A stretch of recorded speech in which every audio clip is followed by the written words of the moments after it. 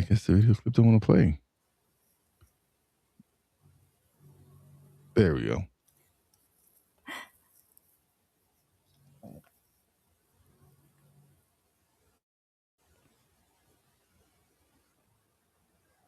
All right, welcome to another episode of Cognitive Cuisine. I am your host, WIZE.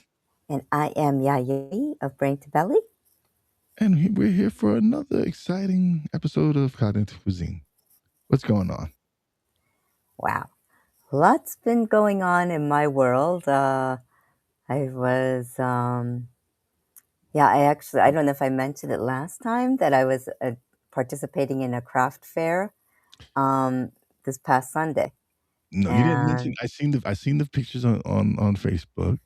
yeah, I seen you at the craft fair promoting the book and promoting some cards that you have. yeah, So yeah. So how was that? it was a great experience, actually. Of course, it was the first time I ever did anything like that, so I was a little scared. But the note cards were very successful. I sold quite a few of those. Plus, I sold one copy of my books. I was like Awesome. really happy. So how many And copies did you take with you? I took 5 copies. Okay. Yep. And I sold one, which is good. But I Oh, had it up, I think you saw the photos. So, yes. I had it advertised, and then I had my bio or who I am, business cards, and then my note cards which are the main focus. So, and say, That's hey, awesome. yeah, it was fun, and I really enjoyed doing it because you get to meet people, you get to talk to them, and it was good because it was combining two of my passions. Hmm. Like photography is was a huge passion in my past Yeah. because I used to be a photographer, and doing that with coaching, which is my real passion, it was fun because I got to talk about both. And when you have that excitement when you're doing something you love and you're Hmm. talking about something you love. So yeah, and it was cool, and people loved the. I was really, and it's always good for your ego when people love your photographs or your artwork. Yeah. So It's very important. Yeah. And it's good, man. It's good to get out and network and connect with people and let people see your work. And so yeah, it's important for you to go to these events. And I think I need to start maybe going to some type of events like that, going to promote the books and promote the podcast and stuff like that. And of course, we've got so many stuff going on here. So yeah, yeah, it's important that you get out there and you put your and like a lot of people, right, when they start off doing shows or whatever they're doing, right, they think of the grand scale of things, but instead of starting locally, like go to local events, start getting your name out locally, building your brand out here mm, within the community that you live in, and then you can expand from there.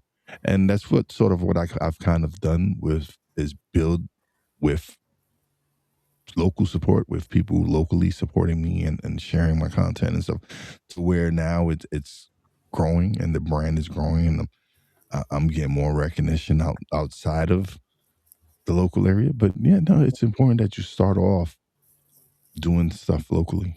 yeah.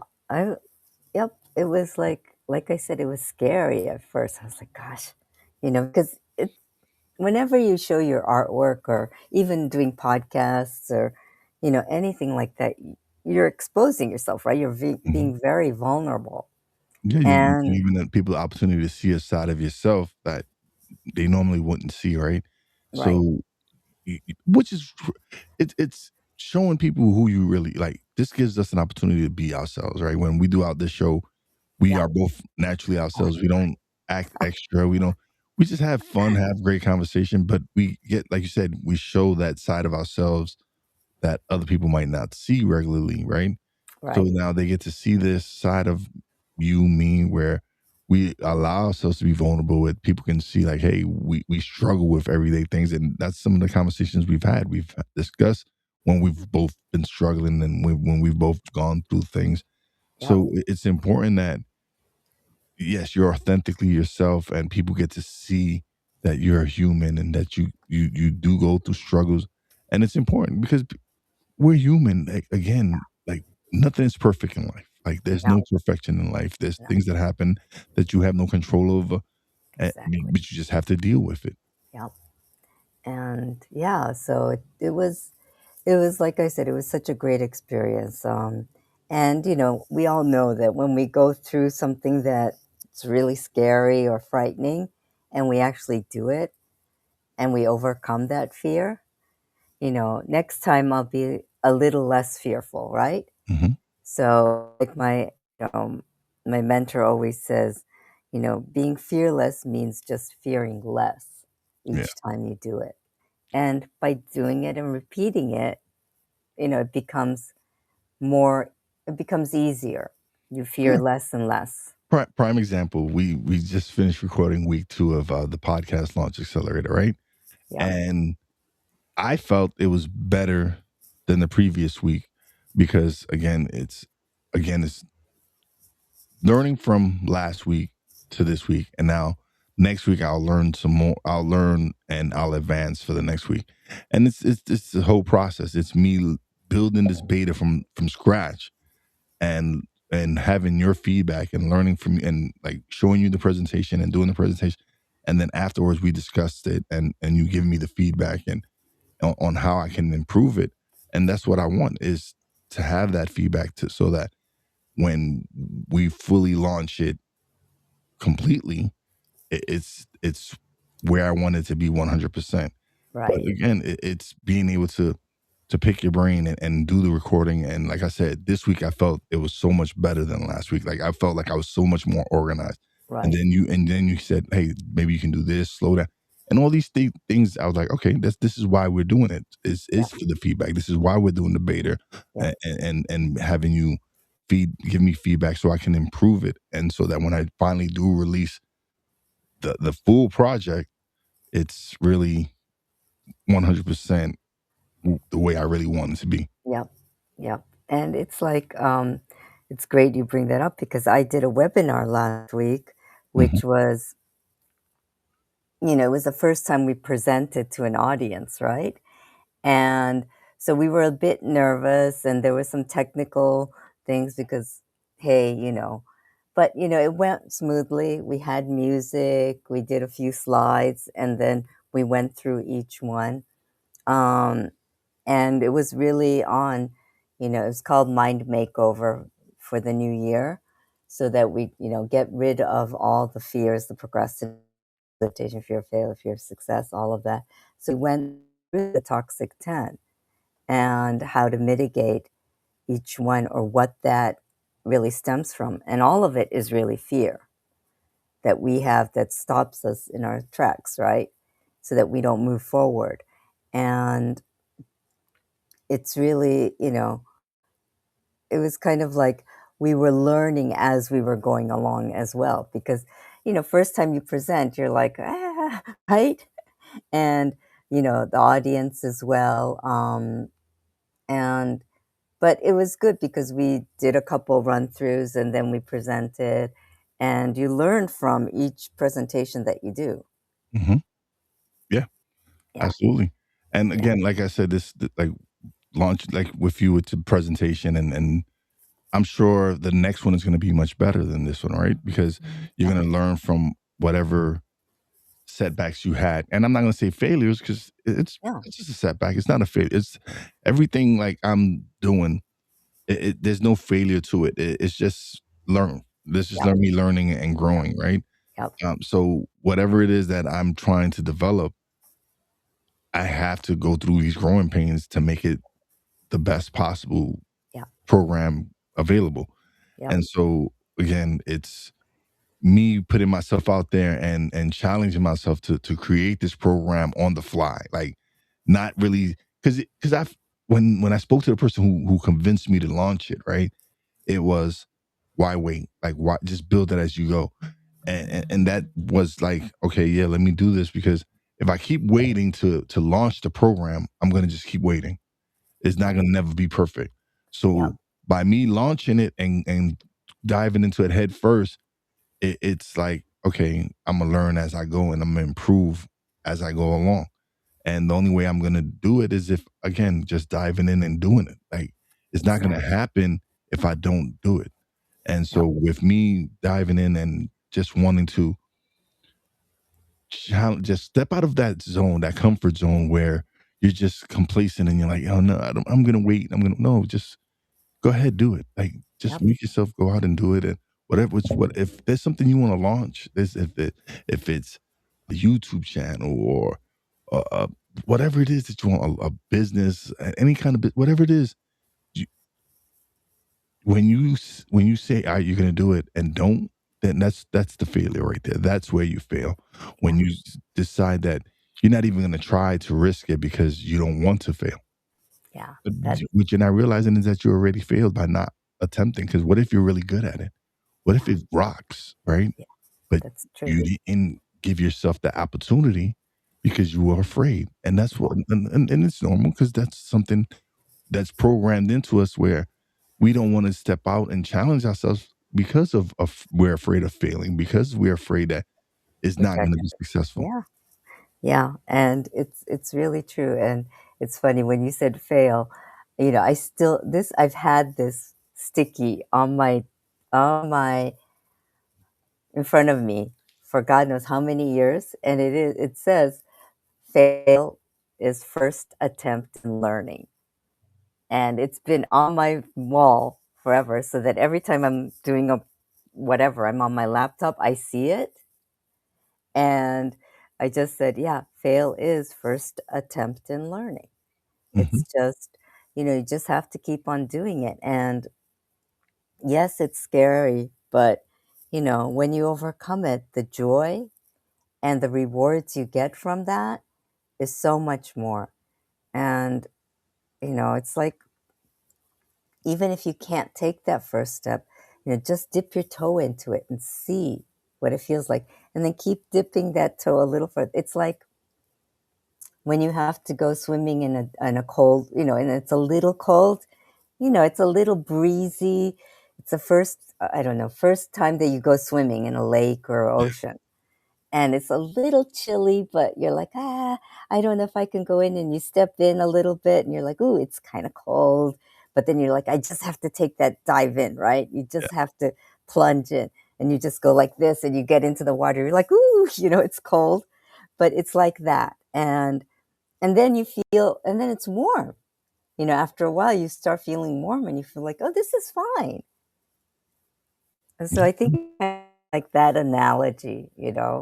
Um, I just remembered when I went swimming in a lake this past summer. Yeah, I was thinking about that because when I first stepped in, I was like, "This is cold." And mhm. they're like, "I don't know if I want to go in." And they're like, don't be so chicken, get in." Like okay. And I'm like, "Okay, I'll just plunge in." Well, that's what you got to do. You just dive in, right? Yeah, And of course you're going to be cold at first, but as your body acclimates to the water and stuff like that, then yeah, it starts feeling better and starts, of yeah, course. But yeah, no, you have to dive in. You have to. It's something that a lot of us again struggle with challenging ourselves, right? To really, because and again it's the programming inside of us that is in a way trying to protect us it because is. it doesn't want us to fail. Yep. But in the same way, it hinders us because it doesn't give us the opportunity to go and challenge ourselves and step out of the box and make sure that, hey, listen, if I give it a try and then it doesn't succeed, then I can live with that. I can live with that fact that, hey, listen, I gave it a shot. It didn't work out. Let's see where I go to now.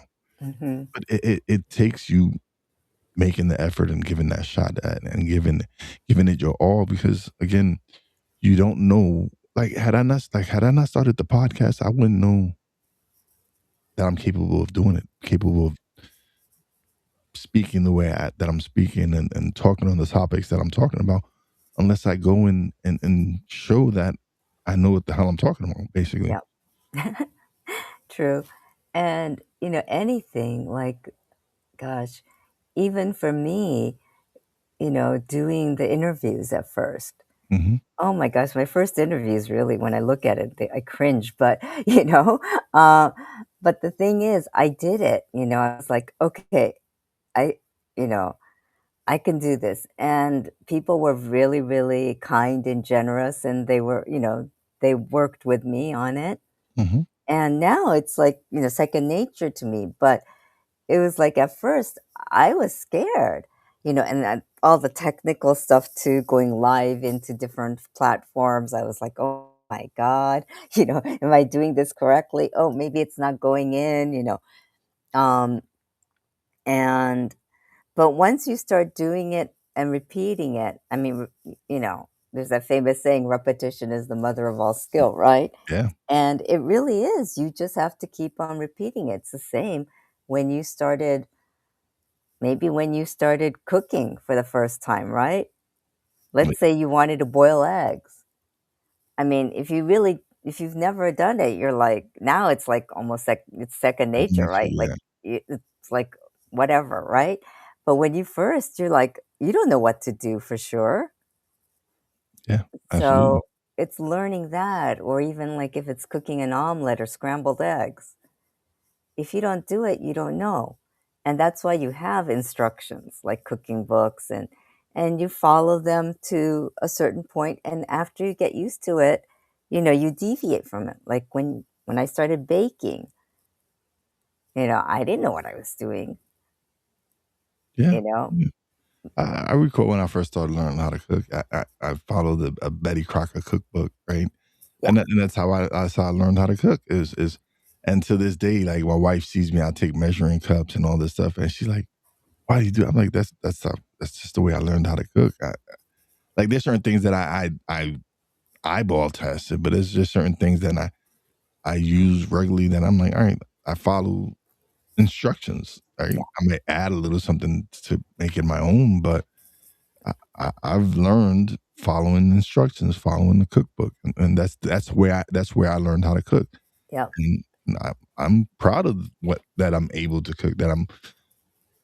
It took me it took me no lie when I was. It took me probably till my late 20s, early 30s to really fully learn how to really truly cook. Mhm.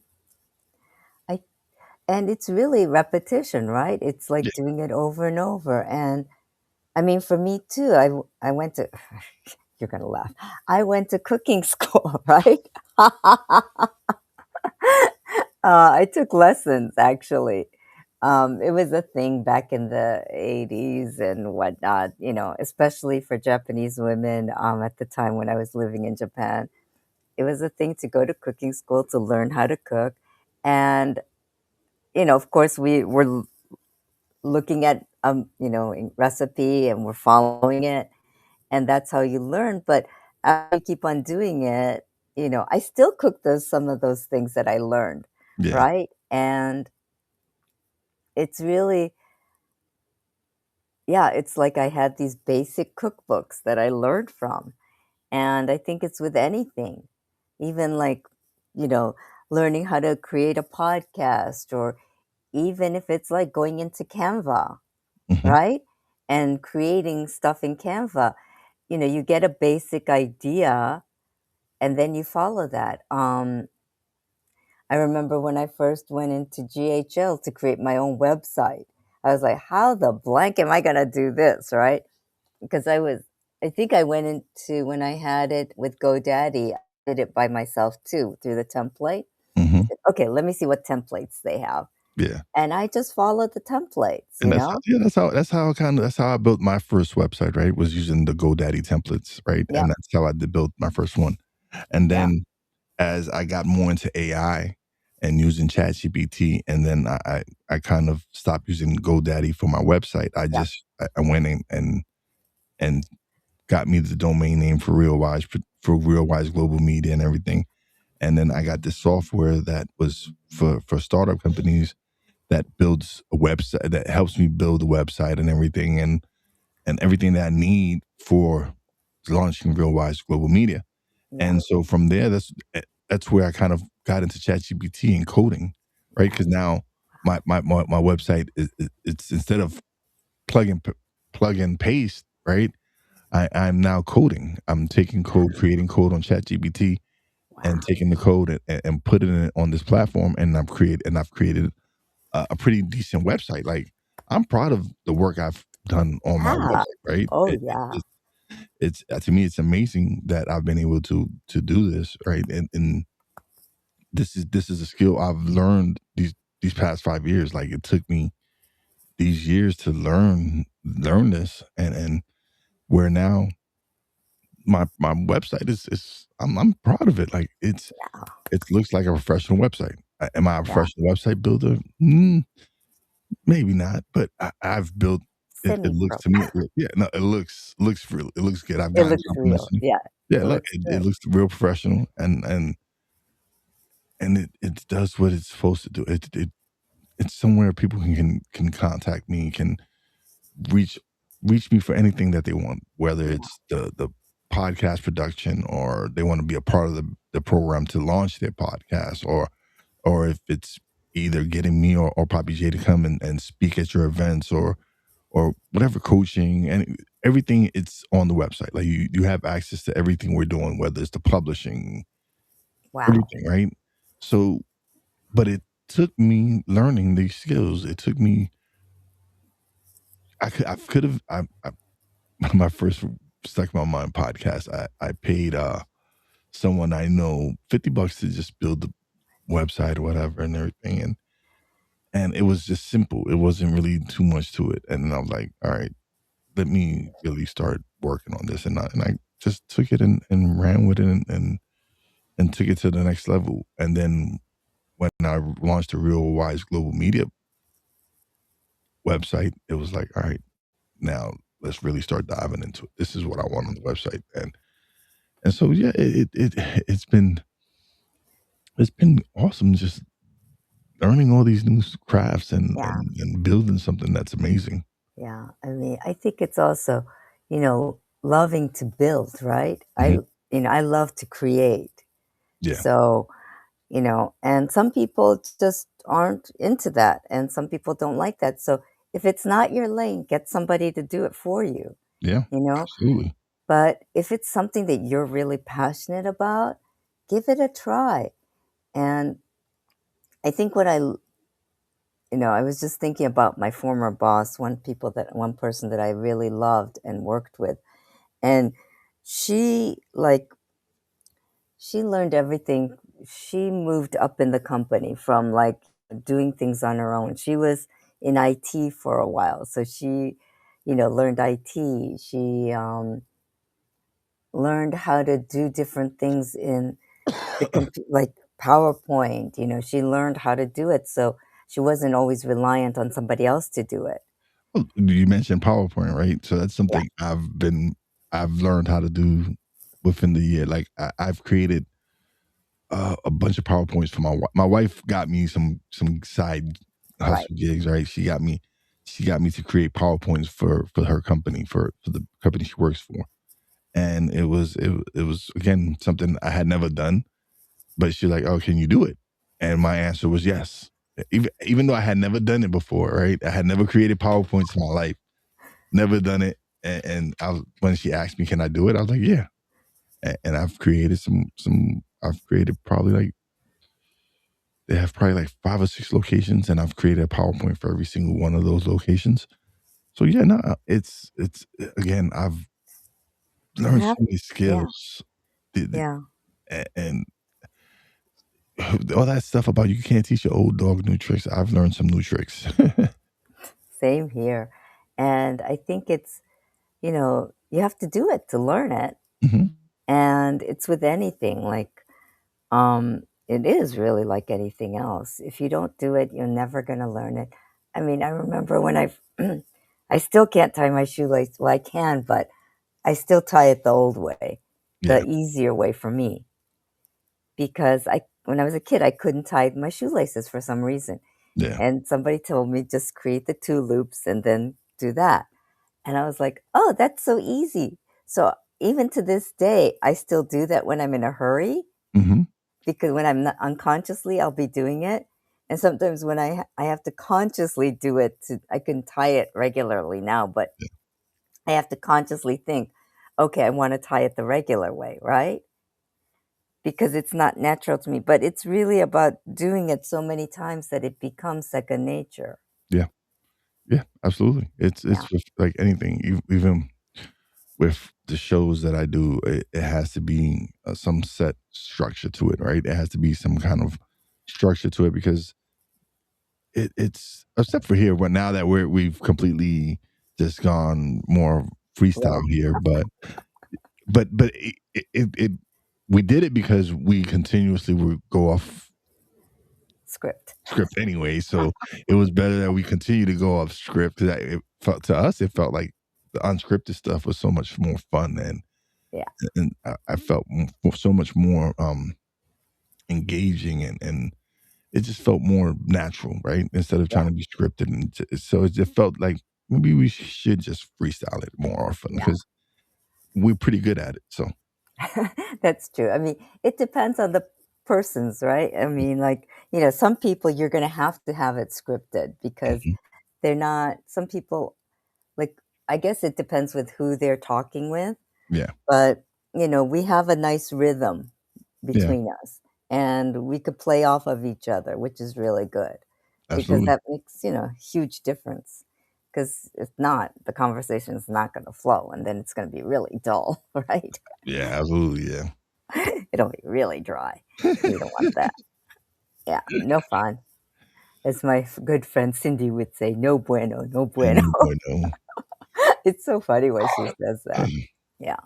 So, no, yeah, like I said, being vulnerable and just, it's scary because even my book, I mean, listen, that book, that chapter that I wrote in that book, it's very vulnerable. I mean, Mhm. it's really about how I got through my eating disorder. I'm telling the world I had an eating disorder, right? I'm Yeah, telling the world, these were the feelings I had, um, and how it took me so long to get through the procrastination to get help, to say, I need help, and getting that help. And that's not something you wanna tell everyone, all the time. It's not like, "Hi, nice to meet you. This is who I" "I had an eating disorder, blah, blah, blah." It's not like something like that, but having that book and having it written makes it so real, and it's scary, because some people are gonna judge you for that. yeah, But, to me, it's like, I have to do this because the the more I tell my story, it'll maybe get into the ears of somebody that needs to hear it, that's in that situation right now. And they could say, wait, there's hope, right? Because I know I felt hopeless at one point, that I didn't know where to turn and who to go to. So, yeah. No, no, no. I feel you. Like I know when I was going through whatever I was going through, like it's oh man, this loneliness, right? There's this loneliness that you feel like there's no one that can understand whatever you're going through or whatever it is that is troubling you. And I think at one point everyone feels that way where no one can relate to what you're feeling. And it's understandable because not everyone goes through the same things and not everyone experiences life the same way. So yeah, there was plenty of times that I felt alone, right? Like there was no one to understand what I was going through yeah, or whatever it was. And so yeah, no, it's important that we acknowledge this, that we realize that hey, everyone goes through these things, right? Not everyone struggles with their self identity and everything else. So it's some of us deal with it in a way where it's very self destructive, yes, and then there's people like ourselves that we were able to climb out of the darkness and get through whatever it is that we're struggling with and shine the light on on how we are trying to help others yeah, through the something similar or whatever it is that they're going through because we can relate. We can understand, like, hey, not Yeah, yes, you're feeling lonely at this. We've all been there. yeah, Let us help you, and that's what we're trying to do. Is just like, let us help you get through this. Let us with yeah, whatever it is you're going through. We're trying to help people get through whatever yeah, the madness is that's affecting them, or the chaos, whatever it is. yeah. And I think it's always helpful to know that there's help out there, right? Hmm. And I think more than ever, because of the internet and social media, even social media, there are good parts of it, I Yeah, have to say, because there are more opportunities, more places that you can reach out. I remember when I first when I first wanted to get help for my eating disorder, it was way back when the internet was still not an internet. It was there, but it was very, very, it was like in the early ages of it, right? Early stages of yeah, it. So um, I did look for chat, they were called chat rooms, I think. yeah. There are Yeah, chat rooms. Yes. yeah. And I had to look for chat rooms for people with eating disorders. And it was hard to look for them. And it wasn't so easy. Like now you have like different organizations that you can go to that'll refer you to different places, right? You could just Yeah. go, oh, go to this website, go to that website. But it wasn't like that back then. There were really not too many websites to begin with. So it was hard. And even before even the internet, I think you would have to go through the phone book and see what other organizations, call them, go to the library, look through different things and, see what organizations are out there that can help you. Um, it was different back then. And now, there's so much, there if you need help, there's so much you can look for. It was so it's a lot easier to get help than it was back then, for sure. Yeah. Yeah, and that was, like, a long time ago, so let me tell you. That was what? In the '90s? Yeah, Yeah. The beginning of AOL and chat yeah. rooms. Yes. Oh, yeah. When you had that, the connecting sound, connecting to Oh, yeah. When you hear the yeah, famous yes. sounds for when you was connecting to the internet, it wasn't like how it is now. No, Definitely. no. There were Yeah. special sounds. Yes. Yes. Yeah, it was, yeah, but the fact that I had that, even I was luckier than most, right? Because Yeah. a lot of people didn't, have that, right? They had to actually go to the phone book, look for different organizations. If it wasn't there, you have to go to the library to look for it. Then you have to talk to people that may know, and you're kind of scared to talk to them because they'll judge you, right? Yeah. So it was harder to get that help. And yeah, I remember all of that. Yes, I would, it's kind of like Stranger Things, but a little later than Stranger Things, I guess, because that was really in the '80s. Yeah. I was more Stranger Things is more 80s, late yeah, 80s, early 80s, late 80s. Yeah. yeah. And mine was late '80s, early '90s, so a little later on, Oh yeah, but no, I remember. I remember, like, when I was probably 80s, right?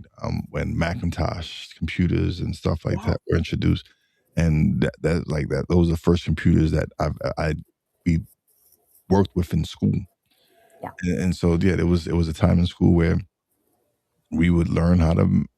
We learned on Macs, like we learned on Macintosh, like the first Apple me products that they too, made. me So too. I still remember my teacher, Mr. Niederman. Yeah. So yeah, no, I remember that class because that was the beginning stages of learning about computers and stuff like that. Yeah, So and I loved it, I remember, there were things. Oh, well, you're younger than me, so you probably don't even remember that, but there were things called word processors before yes, that. I know what a word processor is. Okay. Yes. Yeah, and I remember I thought it was so cool that I had a word processor that I could do so many things, right? because it Hmm. was so much easier than a typewriter. Yes. Because Yes. I learned on a Typewriters. typewriter. Typewriters, you messed up. You had to take paper out and put it in the start. Yeah, no. Yeah, and then you had to, That's, use the special way of, correcting if it didn't have a correction yeah, tape no. on the It was ribbon on. crazy. Listen, it was crazy time. It was when you had to type a project, right? At like a report or something, and you didn't have a typewriter. You had to find somewhere to go get type it Yeah. and make it look all neat. And it's not like how it is now, where it's so much easier to write a report or something. So much Oh, easier. And so yes, we've definitely grown and evolved from where we oh, were yeah. to Yeah. now to be able to I just had flashbacks to my typing class. yeah, no, yeah, Oh my gosh. Yeah, so yeah, it's really evolved, and technology evolving makes things, it may complicate things in some ways, but it makes things, if used correctly, it's how you use it, I think. It could be right. And like with AI, there are lots of people that are scared of AI.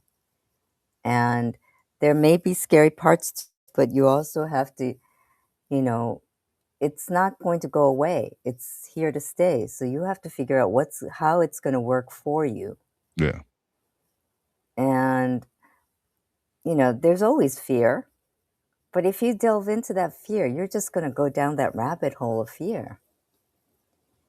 Be cautious, but don't fear it so that you don't touch it at all, because that you're going to be left behind. yeah. And sadly, this world is, moving at a pace which is so fast that if you don't embrace it or at least understand it to some degree, you will be left behind. Oh yeah, definitely. Again, even with every like one big example, right, is AI, right? Hmm. Everybody's talking about how AI is going to replace humans and all this other stuff. But if you don't go and you don't learn, right? If you don't want to improve and grow, like how are you supposed to advance? Like how are you supposed to like things are changing, so you need to evolve and change with it. You need to grow with it. So Yeah, what I've done personally is I've integrated AI into what I'm doing and into everything that I'm doing, right? Because it's helped me me too. with time. It's helped me with structure. Yes. It's made things so much simpler for me, Yeah. and that's what you want. You want whatever you're working on to be simple. Like you Yeah. don't want to make it overcomplicated. Right. So using AI to help me structure my shows, help me structure the program, help me structure a lot of the things that I'm doing, it's saving me time. Yep. And time is very precious. That's something we never get back, right?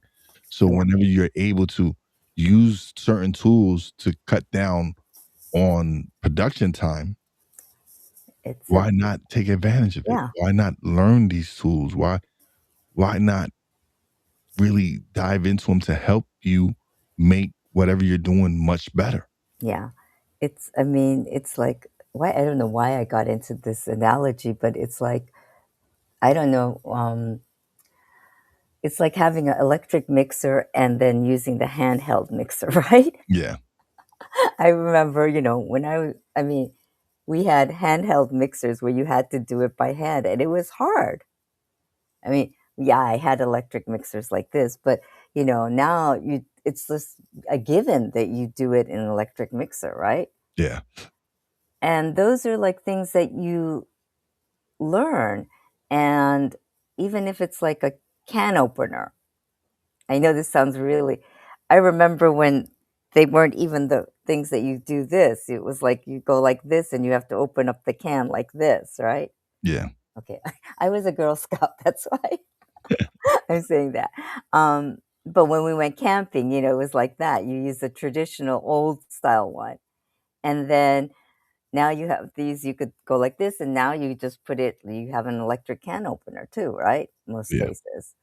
I mean, it's like learning about those things that make your life a little easier. And like you said, time is money, and time is a commodity, and you can't get it back. yeah, And to your, stuck in your mind podcast thing, it's really like, how long are you going to be stuck? Hmm. Because time is going to go by regardless.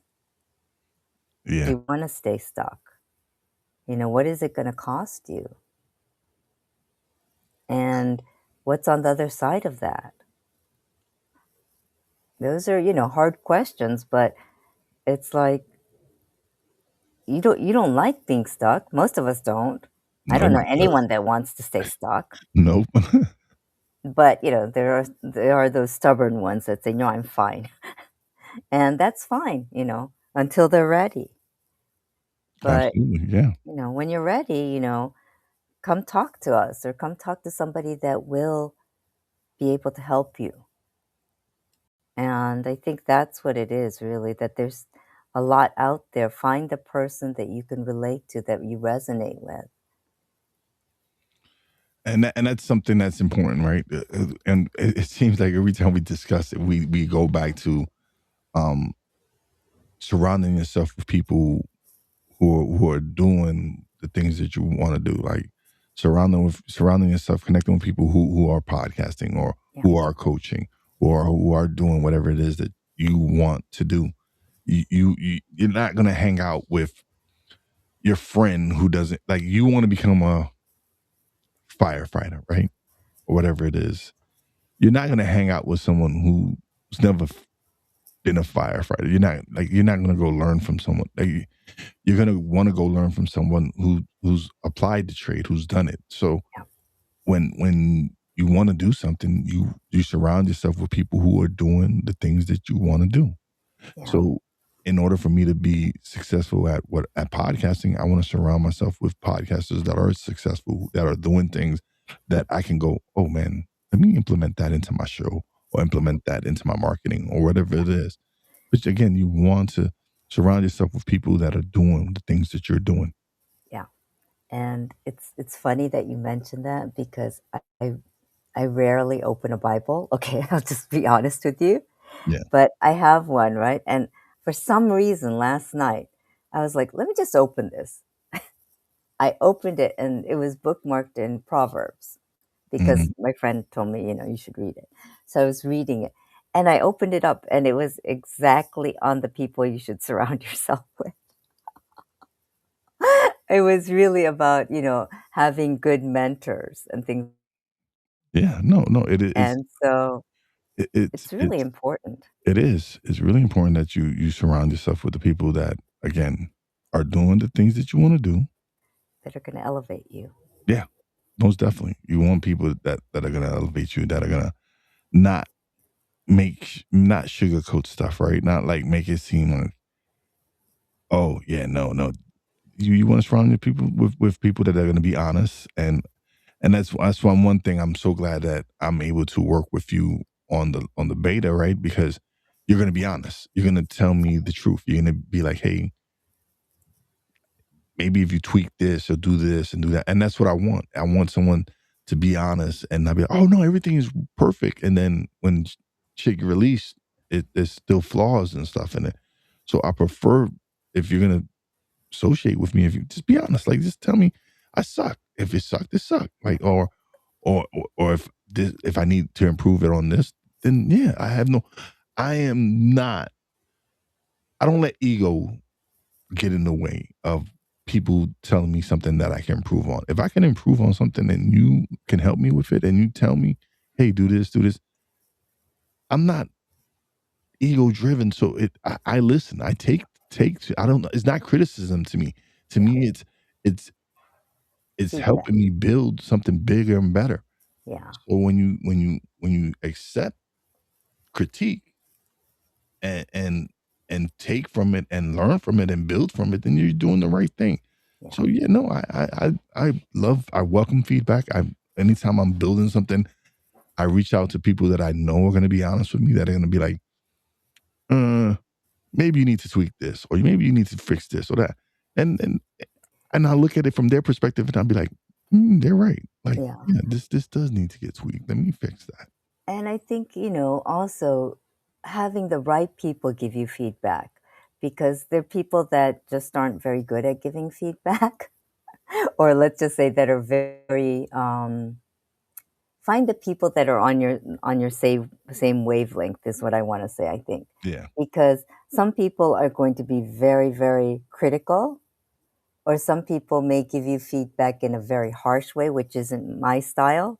You Hmm. know, I don't like people that are, like, really, really harsh, of Yeah. course, because I'm very, very sensitive. I'll just say that.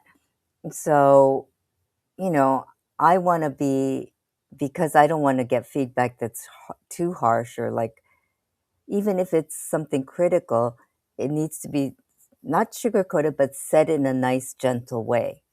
Hmm. Some people just don't have that nice, gentle way of saying things. Oh, my wife is one of those people.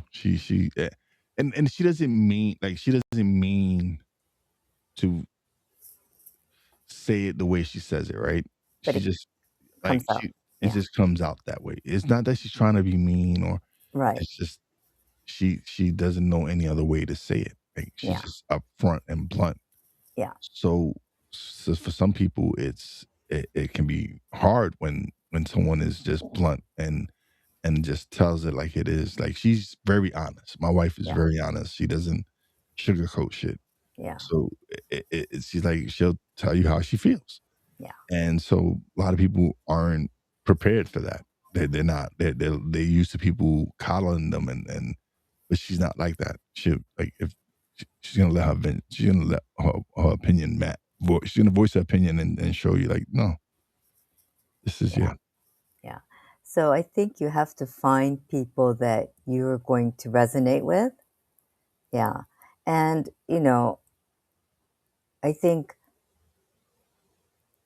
I try to be nice. I try to be objective and think, but there's a part of me that's very blunt too, as Mhm. you might know already.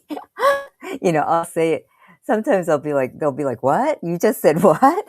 And I'm like, "Well, yeah, but I try to say it in a nice way, so that it's not too harsh or too insensitive." Yeah, Yeah. And I think it's also about things like that and styles, different people's styles. And you have to find people, you know, who are going to be within your style, within your group. But then you also want somebody that's going to be a little out there because you want that growth, that little bit of stimulation, right? Because, everything needs a little pressure to move forward. yeah, Yeah. And that's, even physics, right? You need a little pressure to go forward on anything. absolutely, yeah. A little electricity, a little something to spark that. Little something, something. Yeah. Yeah. And yeah, so, I think it's really important. And yeah, I mean, hey, when our parents used to say, be careful who you hang out with. As you get older, you're like, yeah, they were right. Yeah, yeah, yeah. No, definitely. Yeah, it's definitely something that we discussed this last time, where we would talk about how parents say, like, don't hang out with certain people because it's not that, again, they're not trying, well, they weren't trying to ruin your fun. They were just setting you up to be successful. They wanted you to surround yourself with the right people. And they were trying to help you become more aware too, you know? Yeah, Because, when you're young, you're not aware of anything. You just want to have fun. yeah, And when a parent says, "Oh, no, no, no, no, no," you're like, "No, I'm going to rebel against that," right? If they said no, I'm going to do exactly what they said not to do. Um, and I think it's learning from those mistakes, learning from, and I can understand when a parent, says no, or they say, "Well, watch out because this." It's because they love you and they care about you. They worry because they don't want to see you get hurt. yeah, But sometimes you gotta let, the kid get hurt because sometimes kids don't learn unless they get hurt. And it's that whole thing about touching the stove, right? I mean, hey, I learned the hard way. you know? I think we all did. I think Yeah, we all learned a little bit something like not touching the stove when it's hot. yeah, yeah, and, there's it's a metaphor for so many other things, right? Because you have to learn it the hard way sometimes, and I'm one of those that I don't know, sometimes I have to learn it the hard way or I never learn it, This is true. and, those are the lessons that you repeat a couple of times, and, but because you learn it the hard way, you won't do it again a lot of times. No. Yeah, and Some of us, some of us, we do have to repeat some. I've repeated some of the things because some of the things that you never learn. But you know what? It's okay, and it's to give yourself grace when you have to relearn something. Yeah. Yeah, and I always say, God never throws something at you that God or spirit or whatever, you know, life won't ever throw anything that you can't handle in front So of you. so I say that a lot, right? And recently I interviewed someone, and she said something to me, right? It was and it was kind of, and again it was good to me. It hit me differently because she said, "All right, it's not that God what doesn't feel like you can't carry the burden or carry the load or whatever it is, right?" She said it's him wanting you to lean on him more. And when I looked at it, I was like, okay, it made sense. Yeah, I get it. I understand what she was saying to me. It really did because like you, I'm one who said he wouldn't put this weight on me if he didn't think I could handle it. And but when she said it that way, where it's more he wanted you to lean on him more to go get it, it kind of like just hit me differently. And it made sense to me. Like both things made sense to me, right? Like what we say where, but it also made sense to me that he also maybe he did want me to lean on him more, to come to him more and be like, "Hey, God, help me through this, whatever it is," right? Hmm. And so it made sense. It was a conversation that I think that I needed to have at that moment. Yeah. Well, it made you think, Yes. right? Hmm. And I think that's what's most important. Yeah. Like, that we start thinking, and that's that awareness piece. You know, because when we think about something, we're actually, well, we're using our brains, and we're not just taking and doing something. We're not just doing it automatically, right?